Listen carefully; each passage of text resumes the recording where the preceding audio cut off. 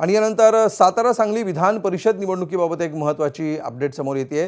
शिवसेनेच्या नगरसेवकाचं मत धैर्यशील कदम यांनाच पडलं पाहिजे असं उपमुख्यमंत्री एकनाथ शिंदे यांनी पालकमंत्री शंभूराज देसाई यांना आदेश दिलेले आहेत।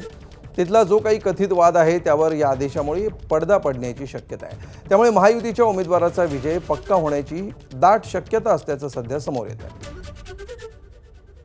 आणि अधिक माहिती घेऊया आमचे प्रतिनिधी अक्षय भाटकर यांच्याकडून। अक्षय, सातारा जिल्हा परिषदेच्या निवडणुकीचा संदर्भ या सगळ्याला असल्याचं दिसतंय, काय नेमकं एकनाथ शिंदेंनी शंभूराज देसाईंना सांगितलं? या पार्श्वभूमी अशी आहे की काही दिवसांपूर्वी अगदी 1-2 महिन्यांमध्ये साताऱ्यामध्ये शिवसेना आणि भाजपमध्ये मोठे वाद झाले होते।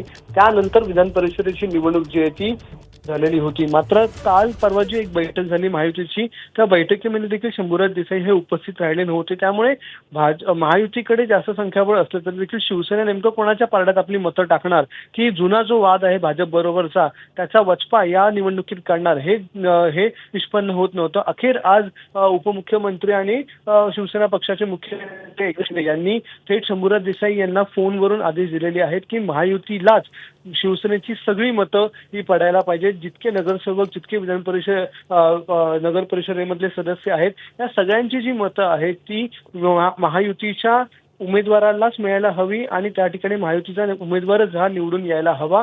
एकमताने आपण हा निवडून द्यायला हवा, यासाठी प्रयत्न करा आणि तसंच व्हायला पाहिजे। एकही मत हे शिवसेनेचं फुटता कामा नये, असे आदेश हे एकनाथ शिंदे यांनी शंभूराज देसाई यांना दिलेले आहेत। त्यामुळे या ठिकाणीचे महायुतीचे उमेदवार आहेत, जे भाजपचे उमेदवार आहेत, त्यांच्या विजयासाठी जी आवश्यक मतं आहेत ती आता जवळपास पूर्ण झालेली आहे। त्यामुळे इथला उमेदवाराचा जो निकाल आहे तो जवळपास स्पष्ट आहे, ते निवडून येतील अशी देखील दाट शक्यता आता निर्माण झाली। निश्चितपणे कागदावर बहुमत आहे, मात्र प्रत्यक्षामध्ये हे बहुमत एकत्र ठेवण्यात यश येतं का हे बघणं आता महत्त्वाचं आहे आणि या आदेशानंतर ते होईल असं सध्या तरी दिसतंय। धन्यवाद अक्षय या माहितीबद्दल।